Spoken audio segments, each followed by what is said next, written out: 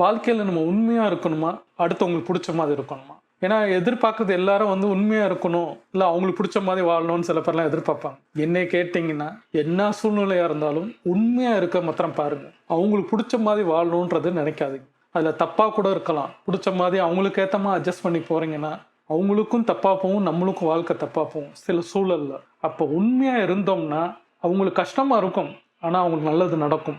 அவங்களுக்கும் நடக்கும், நம்மளுக்கும் நடக்கும். அதனால் பெட்டர் யாராக இருந்தாலும் உண்மையாக இருந்து பாருங்கள். பொய் சொல்லாதீங்க, உண்மையாக பேசுங்க. எனக்கு பிடிச்ச ஒரு விஷயமே ட்ரூத்தாக இருக்கணும். உண்மையாக இருந்தோம்னா வாழ்க்கையில் எந்த சூழ்நிலையாக இருந்தாலும் ஜெயிக்கிறதுக்கு ஸ்ட்ராங்கான பர்சனாக நம்ம வர முடியும். அதை யோசிச்சோம்னாலே லைஃப்பில் ஜெயிக்க முடியும்னு தான் நான் சொல்லுவேன். உண்மைன்றது அவ்வளோ பெரிய பவர். அதில் ஒரு பீஸ் இருக்கும், அதில் ஒரு ஸ்ட்ராங்னஸ் இருக்கும். எல்லாமே கிடைக்கக்கூடியது வந்து உண்மைக்கு அவ்வளோ பலம். அதனால் நீங்கள் உண்மையாக இருங்க. பிடிச்சவங்களுக்கு பிடிச்ச மாதிரி இருக்கணும்னு நினைக்காதீங்க.